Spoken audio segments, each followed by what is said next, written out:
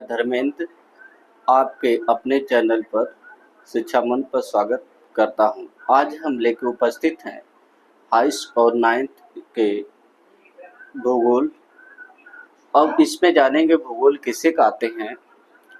इसके बाद भूगोल जानने के बाद, उसके अर्थ जानने के बाद, उसकी परिभाषा जानने के बाद तो हम कहेंगे भारत की स्थिति वहाँ जानेंगे कि भारत की स्थिति कितने अंश, अक्षांशों और देशांतरों के मध्य स्थित है, उससे जानने का प्रयास करेंगे, जो संक्षिप्त रूप में जानेंगे, जो परीक्षाओं और बोर्ड की परीक्षाओं के लिए विशेष महत्वपूर्ण रहेगा। जानते हैं, आइए क्लास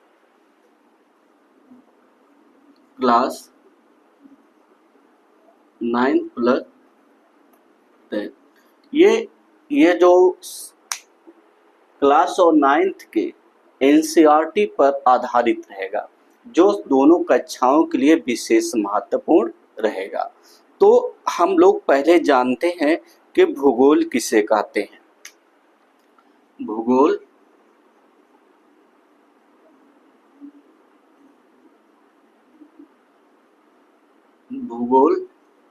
का अर्थ, भूगोल का अर्थ किसे, भूगोल का अर्थ क्या होता है। तो ये दिखेगा, भूगोल दो शब्द से मिलकर बना है। तो भूगोल कितने शब्द से मिलकर बना है? दो शब्द से, भू प्लस गोल। अर्थात भू का अर्थ होता है पृथ्वी और गोल भी सने आकार। क्या है?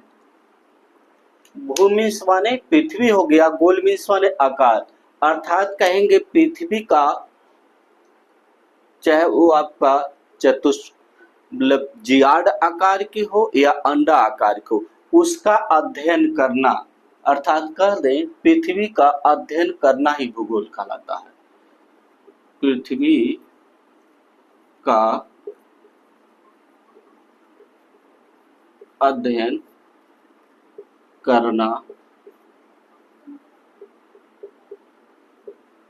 भूगोल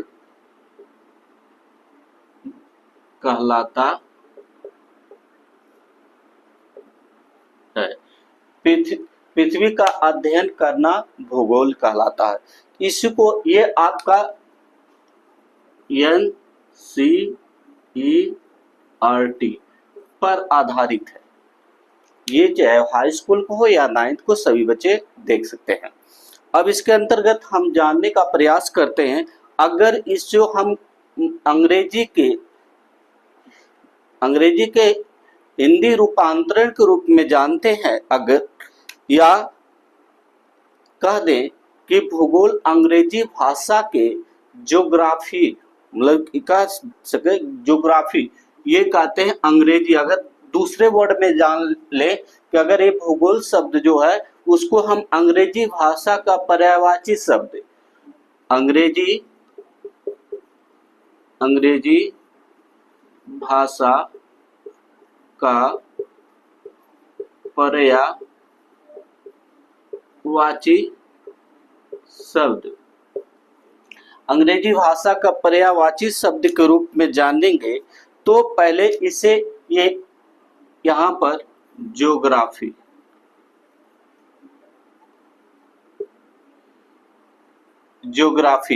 अब यहाँ पर आते हैं तो इसे हम जानने का, ये दो शब्द हैं, अर्थात जियो प्लस ग्राफिया। जो प्लस ग्राफिया, जो मीन्स माने पृथ्वी, ग्राफिया मीन्स माने वर्णन करना या अध्ययन करना। यही बात यहाँ पर भी आ जाएगी कि पृथ्वी का वर्णन करना ही क्या कहलाता है? पृथ्वी का वर्णन करना ही भूगोल कहलाता है। अगर इसी को दूसरे वर्ड में जानते हैं कि ये अगर यहीं पर इसको बदल दें कि ज्योग्राफी,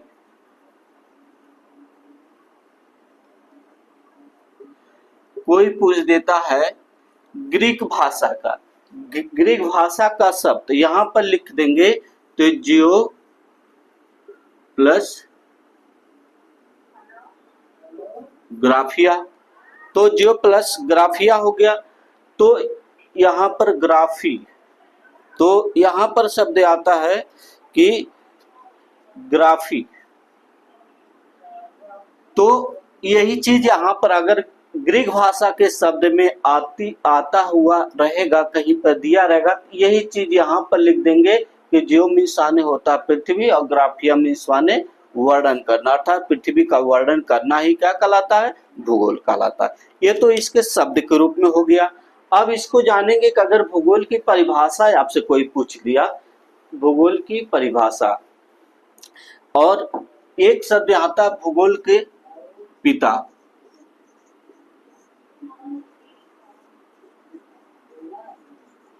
भूगोल के पिता, तो भूगोल के पिता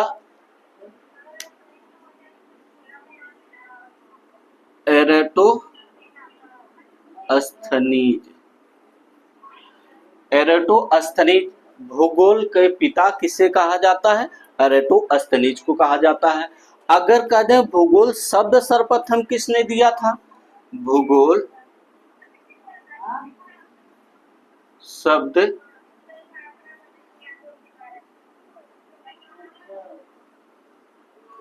सर्वप्रथम किसने दिया था, तो हम यहाँ पर लिखेंगे एराटोस्थनीज, अर्थात इसको भी कह सकते हैं, ये इसको कहेंगे कि एराटोस्थनीज भूगोल शब्द सर्वप्रथम एराटोस्थनीज दिए हैं।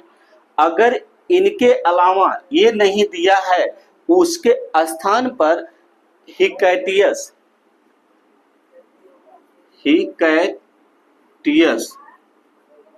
हिकैटियस दिया है, तो यहाँ पर हम मान जाएंगे कि भूगोल के पिता क्या है, हिकैटियस है। लेकिन मुख्य रूप से भूगोल के पिता एराटोस्थनीज को मानती है, चाहे आपके एनसीईआरटी है, ये भी आपके ये एराटोस्थनीज को ही माना जाता। अगर देखा जाए इतिहास के पिता तो हेरोडोटस। अब अगर ये कहा जाए कि आप राजनीति के पिता किससे कहते हैं, तो आपके राजनीतिक, अगर आधुनिक राजनीतिक के पिता कहा जाए तो मैकियावेली, और उसके पहले चाणक्य आपको या कौटिल्य कहा जाता है, वो राजनीति के पिता कहे जाते हैं। अब आते हैं, हम लोग अध्ययन करेंगे भूगोल, अर्थात भूगोल के अंतर्गत भारत का अध्ययन कैसे करेंगे, भारत का भूगोल किसे कहते हैं, या भारत की स्थिति और आकार के बारे में जानेंगे। तो गाइस आप यहाँ पर हम जानने का प्रयास करते हैं कि भारत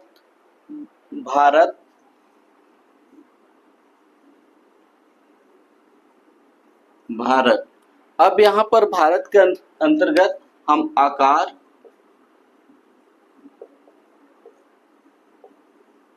एवं स्थिति के बारे में जानेंगे। अब पहले ये जानते हैं कि भारत किसे कहते हैं, ये पहले हम जानेंगे कि भारत क्या है। भारत, तो हम जानेंगे भारत भी विश्व की प्राचीनतम संस्कृतियों में से एक है, तो लिखेंगे भारत विश्व की संस्कृतियों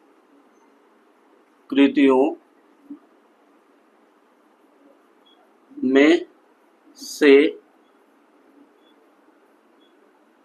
एक है। अगर ये जानेंगे संस्कृतियों में से एक है, ये कई वर्षों से भारत जो है वो भारत सामाजिक आर्थिक क्षेत्र में भारत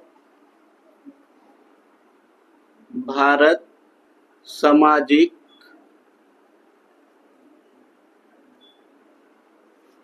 आर्थिक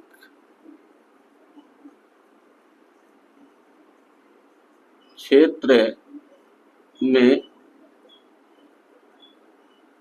बहुमुखी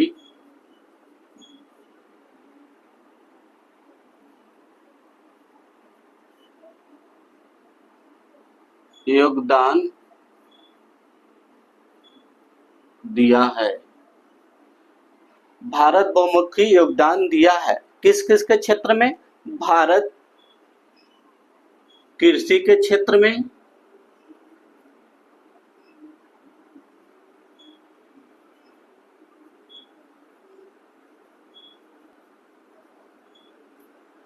उद्योग के क्षेत्र में, तकनीकी के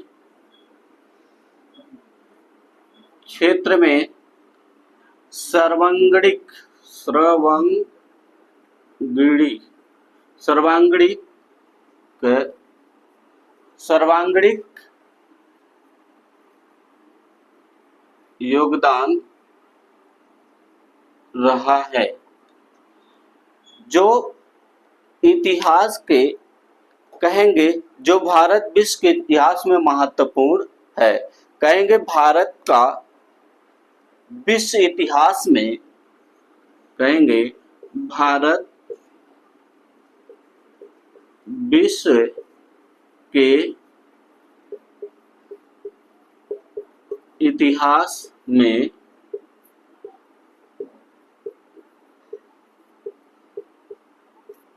महत्वपूर्ण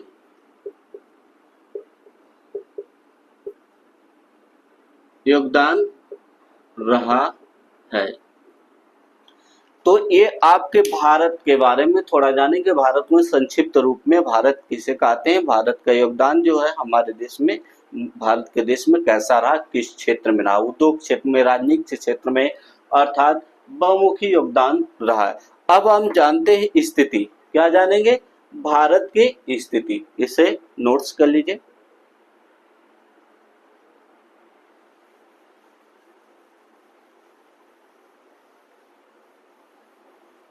जानेंगे भारत की स्थिति। तो पहले हम भारत की स्थिति जानने से पहले भारत के मैप को बनाते हैं, इसके बाद उसे जानने का प्रयास करते हैं।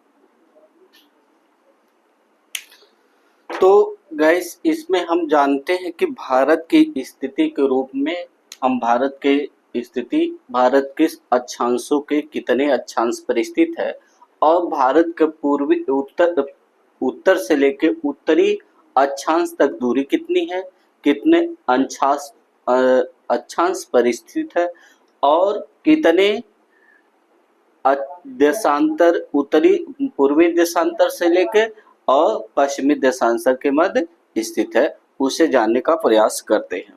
तो हम लोग यहाँ जानते हैं कि हमारा भारत अर्थात स्थिति के रूप में पहले यहाँ जानेंगे, यहाँ से अर्थात हिंद महासागर से उत्तर में, ये आपका हिंद महासागर है, इसके उत्तर में कितने अंश तक अर्थात कितने उत्तरी अक्षांश से लेकर कितने उत्तरी अक्षांश तक स्थित है।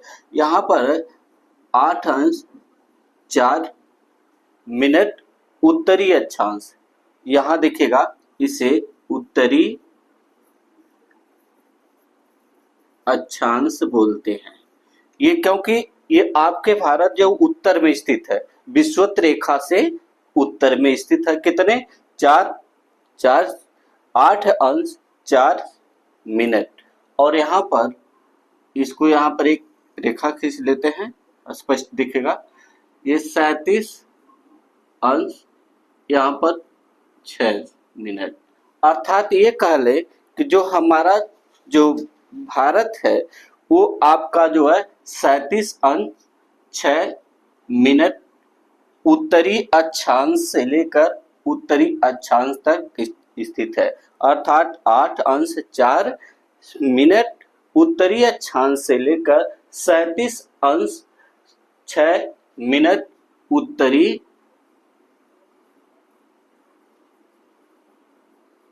अक्षांश में स्थित है। कौन? भारत। अब आते इसी को दूसरे पॉइंट में देखते हैं कि भारत की स्थिति के रूप में, कि अब यहाँ पर ये देखिएगा, यहाँ ये वाला क्षेत्र ये देशांतर रेखा है, ठीक है, अर्थात कोणीय दूरी के विषुवत, अर्थात ध्रुव से लेके उत्तरी ध्रुव से लेकर दक्षिणी ध्रुव के कोणीय दूरी को हुई अक्षांश रेखा कहते हैं।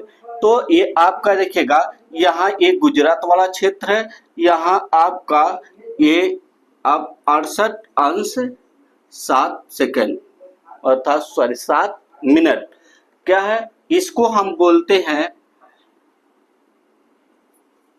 पूर्वी देशांतर।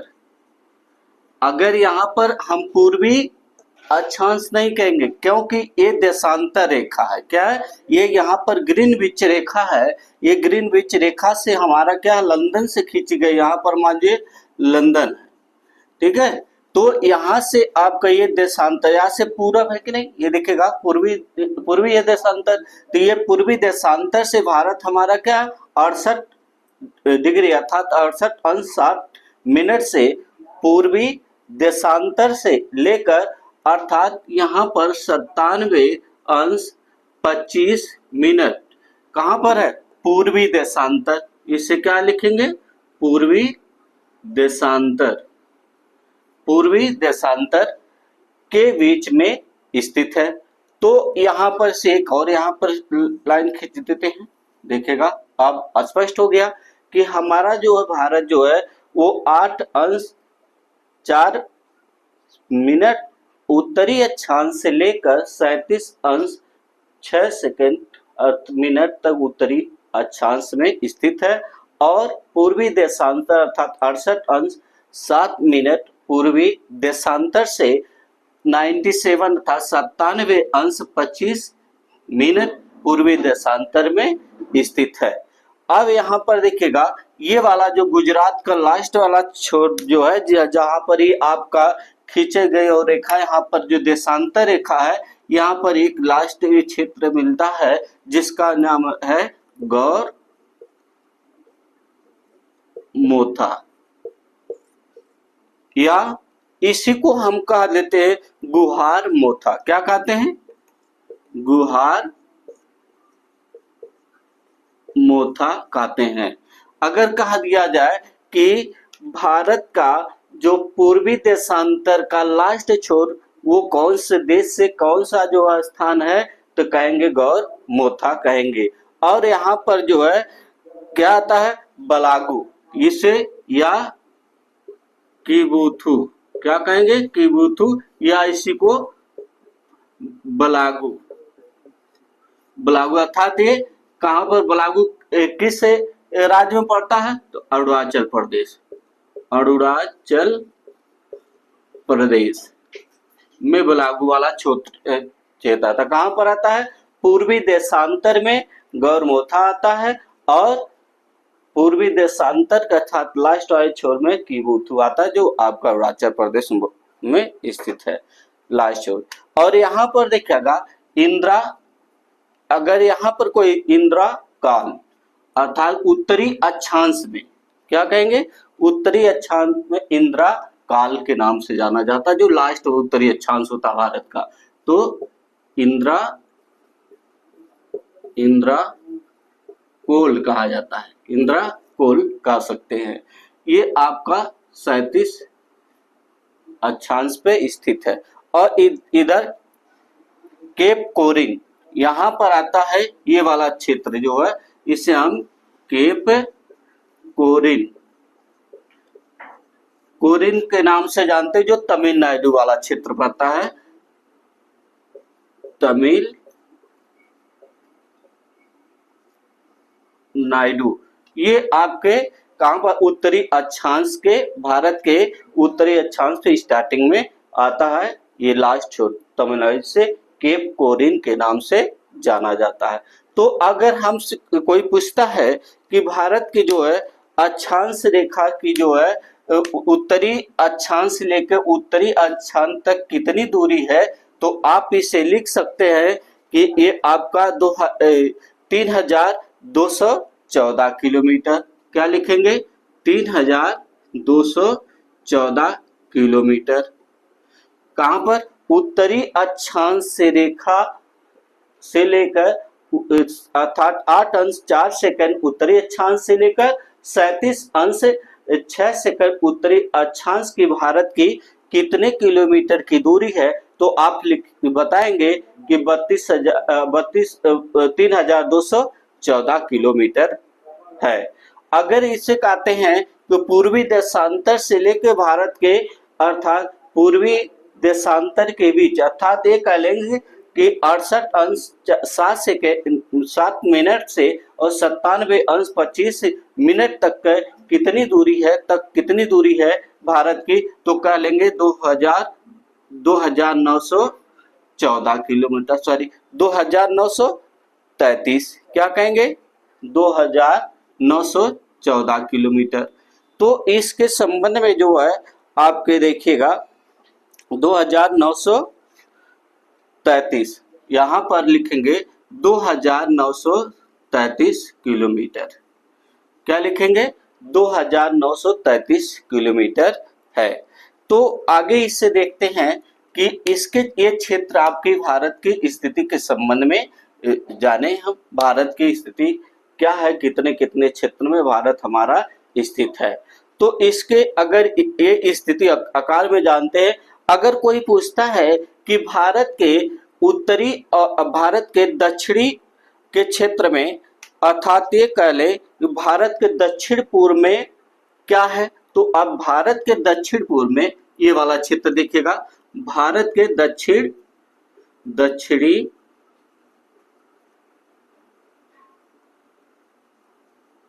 पूर्वी क्षेत्र में अंडमान निकोबार द्वीप समूह, अंडमान निकोबार द्वीप समूह है। ये कहां पर है, तो आप बताएंगे कि बंगाल की खाड़ी में है। ये देखिए वाला क्षेत्र जो है ये बंगाल की खाड़ी है, ये बंगाल की खाड़ी में स्थित है। कौन जो है, आप कहेंगे भारत जो है, भारत के जो बंगाल की खाड़ी में दक्षिण पूर्व क्षेत्र में अंडमान निकोबार द्वीप समूह स्थित है। अगर वहीं पर आते हैं भारत के जो है, हम किधर आते हैं, भारत के अर्थात पूर्वी और इसके बाद यहाँ पर पश्चिम अर्थात दक्षिण पश्चिम वाले क्षेत्र में, ये देखेगा भारत के ये यहाँ पर जो दक्षिण पूर्वी वाले क्षेत्र में आ गए। ठीक है, तो आप यहाँ पर देखेंगे कि भारत और निकोबार दक्षिण पूर्व में, और यहाँ पर आते हैं तो वो दक्षिण पूर्व है क्षेत्र, यहाँ आपका दक्षिणी एवं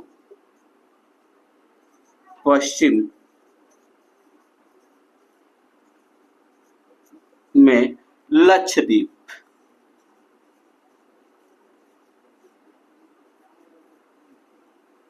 स्थित है।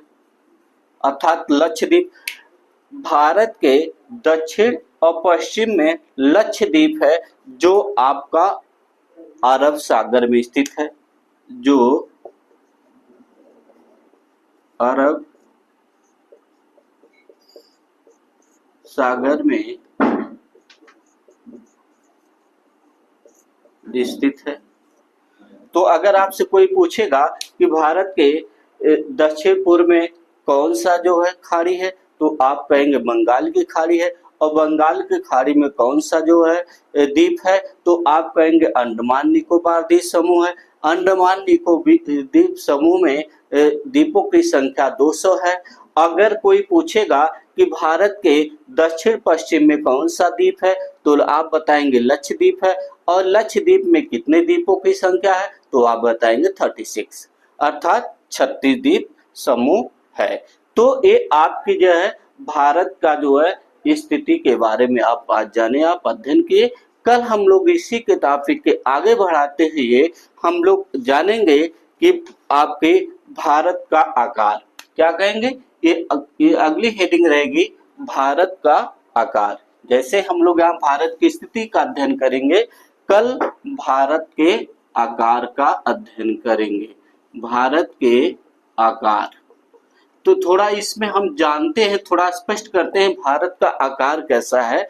तो भारत की स्थिति ये हो गई, भारत का आकार कैसा है, तो ये आपका देखिएगा भारत कैसा है, जो एक आकार के रूप में ये हम लोग जानेंगे। भारत का लगभग जो है क्षेत्र कितना है, भारत जो है 32,87,000 वर्ग किलोमीटर में स्थित है, जो ये आपके एक त्रिभुजाकार के रूप में दिखाई देता है। और ये आपका 32,87,200 वर्ग किलोमीटर में स्थित है, जो पूरे विश्व का जो है क्षेत्रफल के रूप में देखा जाता है 2.4% के रूप में पाया जाता है। ये आपका इसकी स्थलीय सीमा जो होती है, स्थल की सीमा जो है 15,200 होती है, स्थल की सीमा इसकी 15,200 होती है। अगर समुद्री सीमा देखी जाए तो ये आपका स्थलीय सीमा हो गई, स्थलीय सीमा हो गई, ये स्थलीय सीमा हो गई। अगर समुद्री सीमा देखा जाए, समुद्री सीमा जो है, तो यहाँ पर समुद्री सीमा के आपका 75 अर्थात 7,516, क्या कहेंगे 7,516.6 किलोमीटर में स्थित है। अर्थात ये अगर कहा जाएगा कि भारत की जो है, भारत की स्थलीय सीमा कितनी है, तो 15,200 किलोमीटर है। तो अगर आपसे कहा जाए समुद्री सीमा कितनी है, तो आप बताएंगे 75,16.6, अर्थात ये कहेंगे 7,516.6 किलोमीटर में भारत की समुद्री सीमा स्थित है। तो अगर ये देखा जाए कि भारत की जनसंख्या की दृष्टि देखा जाए कितना क्षेत्र है, तो ये सभी का अध्ययन हम लोग क्या करेंगे कल अगले वीडियो के अंतर्गत, इसी चैप्टर में अगले टॉपिक के रूप में अध्ययन करेंगे। आकार क्या है, भारत का आकार से आप क्या समझते हैं। थैंक्स।